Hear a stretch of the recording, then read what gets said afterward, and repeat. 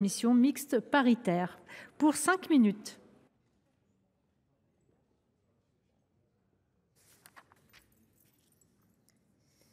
Madame la présidente, madame la ministre, mes chers collègues, c'est avec une profonde émotion que j'interviens ce soir alors que le Sénat s'apprête à adopter définitivement la proposition de loi que j'ai déposée en avril dernier avec Marc Brisson et Pierre Ouzoulias et plusieurs collègues de la commission de la culture avec le soutien du président Lafron. Je les remercie tous très sincèrement.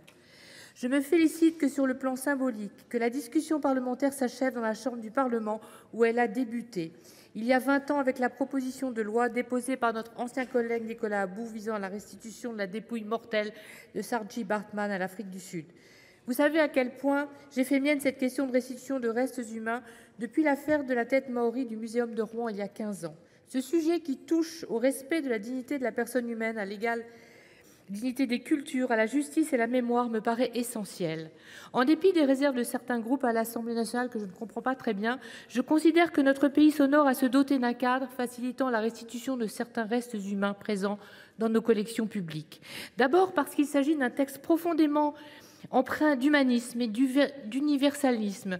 Gardons à l'esprit les demandes sincères portées par les communautés étrangères pour leur permettre d'honorer la mémoire de leurs ancêtres, selon leurs rites et leurs traditions. Nous ne saurions les rejeter systématiquement ou leur imposer des délais exorbitants, alors que l'expérience des têtes maories a démontré que les restitutions sont l'occasion de bâtir des relations plus solides et apaisées et de développer de nouvelles coopérations en se penchant ensemble sur notre histoire commune. Ensuite, parce qu'il paraît indispensable que le législateur résolve le conflit de normes qui oppose d'un côté le principe d'inaliénabilité des collections et de l'autre le principe d'interdiction de patrimonialisation du corps humain résultant des lois de bioéthique.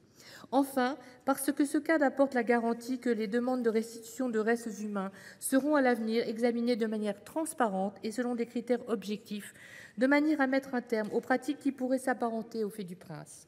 Ce texte ne répond pas à une impulsion du moment. Il est le fruit d'une mûre réflexion, alimentée à la fois par le travail conduit sous l'impulsion du législateur par feu la Commission scientifique nationale des collections, puis par les travaux de contrôle de notre commission, engagée depuis 2019 sur cette question. C'est grâce à ce long processus collectif de gestation que nous sommes aujourd'hui parvenus à un texte équilibré rendant possible la restitution de certains restes humains identifiés, tout en l'encadrant de manière suffisamment stricte pour ne pas remettre en cause le principe d'inaliénabilité essentiel à la préservation de nos collections. Le texte circonscrit précisément les conditions dans lesquelles les dérogations à ce principe peuvent être accordées. C'est pourquoi la commission mixte paritaire est d'ailleurs revenue sur la possibilité qu'avaient introduite les députés de restitution à des fins mémorielles. L'imprécision de ce terme aurait pu ouvrir la voie à une infinité de possibilités d'usage de restes humains restitués au risque de faire perdre toute portée au principe d'inaliénabilité. Je sais, Madame la Ministre, que vous êtes engagée à préciser les contours du terme funéraire dans le décret d'application. L'expérience acquise avec la restitution des têtes maories prouve qu'il recouvre un sens plus large que la simple inhumation ou crémation et il recouvre toutes sortes de rites permettant d'honorer la mémoire du défunt, y compris la création d'un mémorial dans le respect des peuples autochtones.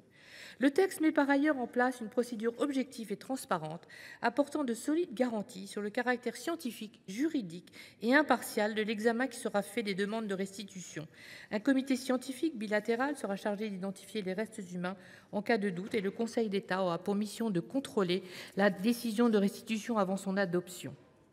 Les propositions de rédaction que j'ai introduites avec le rapporteur en CMP, mon homologue rapporteur de l'Assemblée, ont permis d'accroître l'information du Parlement dès le dépôt de la demande de restitution, et ce, tout au long de la procédure, afin qu'il puisse, si besoin, lancer des travaux de contrôle approfondis.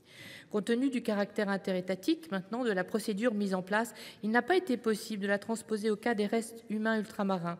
C'est pourtant un enjeu majeur pour lequel il est urgent que nous trouvions une solution, comme en témoigne le cas des restes humains Kalina, conservés dans les collections du Musée de l'Homme, dont l'association Molico, dont je salue la présence en tribune, demande la restitution.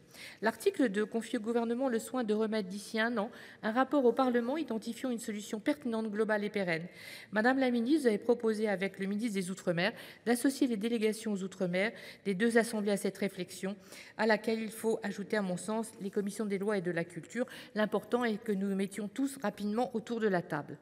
Malgré son caractère consensuel, l'examen de cette proposition de loi a été aussi complexifié par l'imminence de la troisième loi cadre relative aux biens culturels. Je veux croire, Madame la Ministre, que nos discussions auront permis de mettre en lumière certaines des lignes directrices voulues par le législateur, la nécessité de dérogation au principe d'inaliénabilité limitée et parfaitement justifiée, l'importance d'une procédure garantissant non seulement une expertise scientifique croisée, mais aussi un avis indépendant permettant d'éclairer l'autorité décisionnaire quant à l'équilibre à trouver entre les différents intérêts en jeu, enfin le besoin d'y associer le Parlement.